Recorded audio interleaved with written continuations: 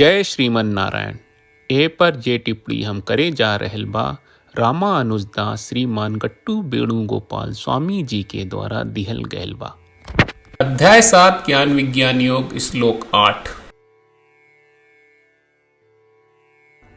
रसोऽहमप्सु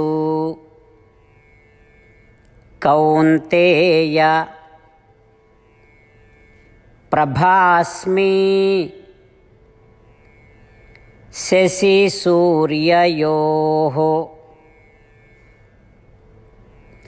प्रणवः सर्ववेदेषु शब्दः खे पौरुषं नृषु ॐ।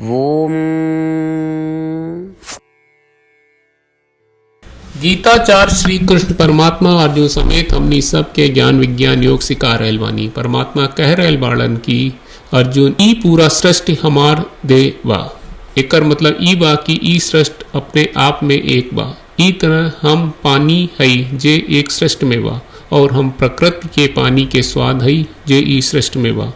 काहे कि हम ई सृष्टि में हई, हम ई सृष्टि में मौजूदा सूर्य या चंद्र भी हई। क्योंकि हम ई सृष्टि में हई ए से हम ई सृष्टि में मौजूद सूर्य या चंद्रमा के प्रकाश भी हई। क्योंकि ई सृष्टि में हम हई ई से ई सृष्टि के सब वेद हम हई ही हई। ए से ई सृष्टि के सब वेद हम ही हई। काहे कि हम ही रचना हई।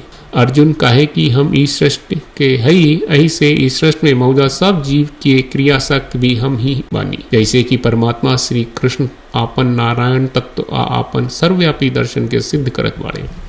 श्री कृष्ण परमात्मा के दिव्य निर्देश के ध्यान में रख के उनकर सब शिक्षा के पूरा विश्वास के साथे मन में स्थिर करत, जैसन कि उ वास्तव में श्रीमन नारायण द्वारा कहल गयल बा और खाली वही श्रीमन नारायण में शरण लेवे खातिर एगो मजबूत दृढ़ता पैदा करे की कोशिश करत आई निम्नलिखित के अभ्यास करी।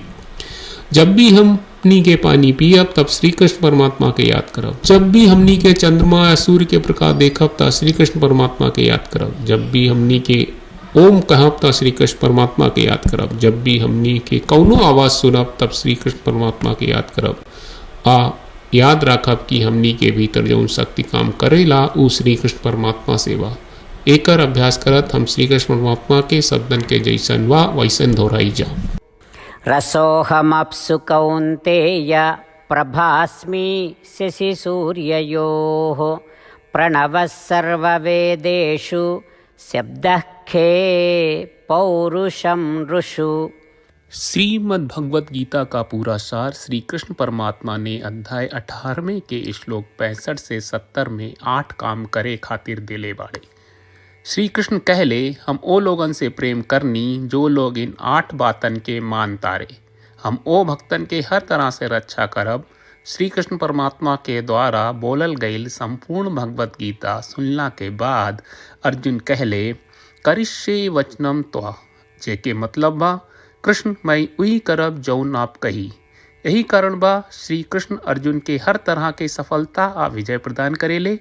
आई परमात्मा के आपन व्रत देई कि हमनी के ये 8 गौ कर्म के पालन करी जा। ई वचन परमात्मा के देवे से बड़न कौनो पूजा तपस्या यज्ञ नहीं। हम 8 प्रण कहब जौन हमनी के करे के चाहिए।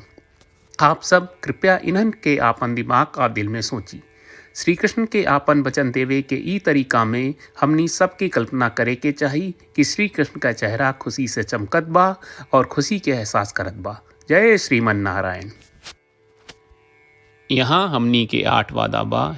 हमनी के पहला वादा, हे श्रीमन नारायण आपका निर्देश के मुताबिक हम हमेशा तोहार ध्यान करब और तोहार बारे में सोचब।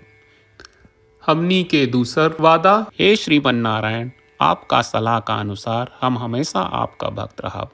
हमनी के तीसर वादा, हे श्रीमन नारायण हम आपन सब काम तोहरा सेवा के रूप में और तोहरा संतुष्टि खातिर करब। हमनी के चौथा वादा, हे श्रीमन नारायण जैस की आप माने के कहले रहलू, हमरा बहुत विश्वास बा कि हम आपके होई और हम हमेशा आपन दोनों हाथ जोड़ के आपके नमस्कार करब और आपकी पूजा करब।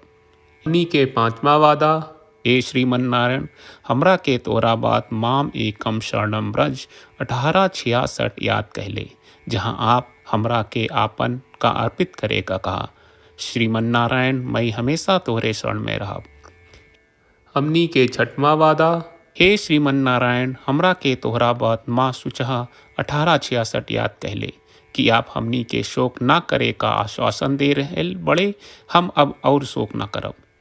हमनी के सातवां वादा। हे श्रीमन्नारायण, आपने हमरा खातिर श्रीमद् भगवत गीता के वितरण करके हम सबके कृपा कहले और आशीर्वाद दहले बा। हम वादा करत बानी कि रोजाना कम से कम एक श्लोक पढ़ब या सुनब। हमनी के आठवां वादा।